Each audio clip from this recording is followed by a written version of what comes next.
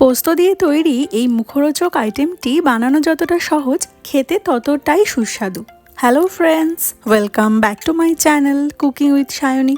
আজকের রেসিপি মুচমুচে পোস্তর বড়া। পোস্তর বড়া বানানোর জন্য প্রথমেই পোস্তটাকে ড্রাই গ্রাইন্ড করে নেব। তবে অনেকেই পোস্তর বড়া বানানোর সময় পোস্তটা জলে ভিজিয়ে তারপর বেটে নেন। তবে আমার কাছে মনে হয় পোস্তটাকে আগে যদি এইভাবে ড্রাই গ্রাইন্ড করে তারপর বড়া বানানো হয় তাহলে পোস্তর বড়ার টেক্সচারটা খুব ভালো হয়।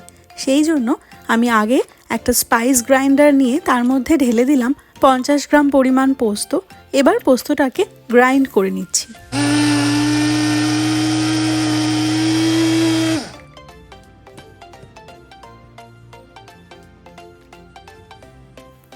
দেখুন, কোনো রকম জল ব্যবহার না করেই পোস্তটা গুঁড়ো করে নিয়েছি। আর পোস্তর টেক্সচারটা এইরকম হলেই আমার কাছে বেশি ভালো লাগে, অর্থাৎ একদম মিহি করে পোস্তটা গুঁড়ো না করে যদি একটু দানা দানা থাকে তাহলে খাওয়ার সময় সেটা মুখে পড়ে আর খেতে দারুণ লাগে। তো পোস্তটা তো গুঁড়ো করে নিয়েছি, এবার একটা মিক্সিং বোলের মধ্যে ঢেলে নিচ্ছি।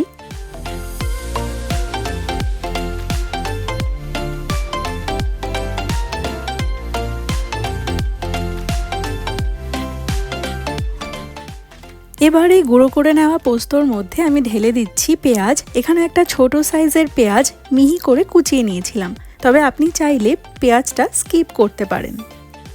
এরই সাথে ঢেলে দিচ্ছি কাঁচা লঙ্কা কুচি। এখানে 3টে কাঁচা লঙ্কা রয়েছে, তবে আপনি আপনার স্বাদ অনুযায়ী কাঁচা লঙ্কার পরিমাণ বাড়িয়ে বা কমিয়ে নিতে পারেন। 1 চামচ পরিমাণ লবণ দিয়ে দিচ্ছি। সব শেষে বাইন্ডিংয়ের জন্য দিয়ে দিচ্ছি 2 চা চামচ পরিমাণ চালের গুঁড়ো। এখন সবকিছুকে একটু ভালো করে মিশিয়ে নিতে হবে। আমি কিন্তু এই সময় কোনো রকম জল ব্যবহার করিনি, আগে সবকিছু ভালো করে মিশিয়ে নেব, তারপর প্রয়োজন অনুযায়ী জলের ব্যবহার করব। শুকনো অবস্থায় সবকিছুকে ভালো করে মিক্স করে নিয়েছি। এবার এতে দিয়ে দিলাম বড় চামচের 2 চামচ পরিমাণ জল। এখন আরও একবার সব কিছুকে মিক্স করে নিতে হবে, আর জলের পরিমাণটা আপনাকে একটু বুঝে দিতে হবে, কারণ জল যদি বেশি হয়ে যায় তাহলে এই মিশ্রণটা নরম হয়ে যাবে আর তখন বড়া ভাজার সময় ভেঙে যেতে পারে। দেখুন, জল দিয়ে মেখে নেওয়ার পরে টেক্সচারটা কিন্তু এই রকম হবে, অর্থাৎ একটু শক্ত শক্ত হবে।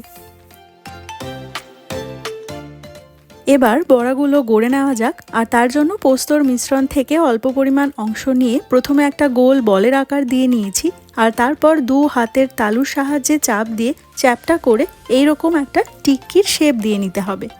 আপনি আপনার পছন্দ অনুযায়ী অন্য যে কোনো শেপের বড়া তৈরি করে নিতে পারেন। আমি একই রকমভাবে সবগুলো বড়া গড়ে নিয়ে ফিরে আসছি।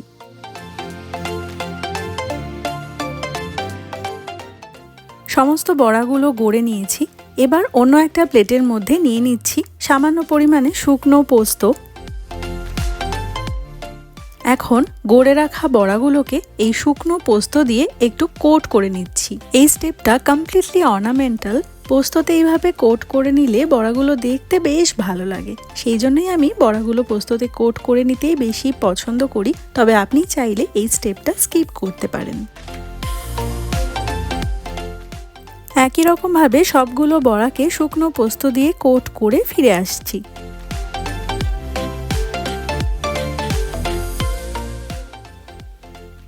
সবগুলো পোস্তর বড়াকে শুকনো পোস্ত দিয়ে কোট করে নিয়েছি। এবার ফ্রাই করে নেব, আর তার জন্য একটা তাওয়া গরম করে তার মধ্যে ঢেলে দিলাম 2 চামচ পরিমাণ সর্ষের তেল। তেল ভালো মতো গরম হয়ে যাওয়ার পরে ফ্লেমটাকে লোতে করে একটা একটা করে বড়া তেলের মধ্যে ছেড়ে দিচ্ছি। এখন মিডিয়াম ফ্লেমে বড়াগুলোকে ভাজতে হবে, আর প্রথমেই খুব বেশি নাড়াচাড়া করার প্রয়োজন নেই। একটা দিকে লাইট ব্রাউন কালার চলে এলে উল্টে দিয়ে অপর দিকটা ভেজে নেব। আর পোস্তর বড়া ভাজার সময় কখনোই কিন্তু হাই ফ্লেমে বড়া ভাজবেন না, তাহলে বাইরেটা খুব তাড়াতাড়ি পুড়ে যাবে কিন্তু ভেতরে কাঁচা থেকে যাবে। প্রায় 5 মিনিট সময় ধরে বড়াগুলোকে ভেজে নিয়েছি। দুটো দিকেই সুন্দর একটা লাইট ব্রাউন কালার চলে এসেছে। তেল থেকে তুলে নিলাম, আর একই রকমভাবে বাকি 3টে বড়াকেও ভেজে নিচ্ছি।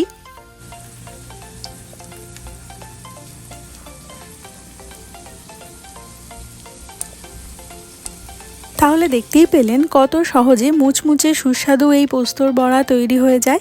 বাড়িতে এইভাবে পোস্তর বড়া একবার ট্রাই করে দেখুন, আশা করি ভালো লাগবে। আমার আজকের ভিডিও ভালো লাগলে একটি লাইক করার অনুরোধ রইল। শেয়ার করতে পারেন আপনার ফ্রেন্ডস এবং ফ্যামিলির সাথে। আর আপনি যদি আমার চ্যানেলের নতুন বন্ধু হয়ে থাকেন তাহলে এখনই চ্যানেলটি সাবস্ক্রাইব করে আমার পাশে থাকার অনুরোধ রইল। ফিরে আসবো অন্য একটি নতুন রেসিপির ভিডিও নিয়ে, ততক্ষণের জন্য বাই।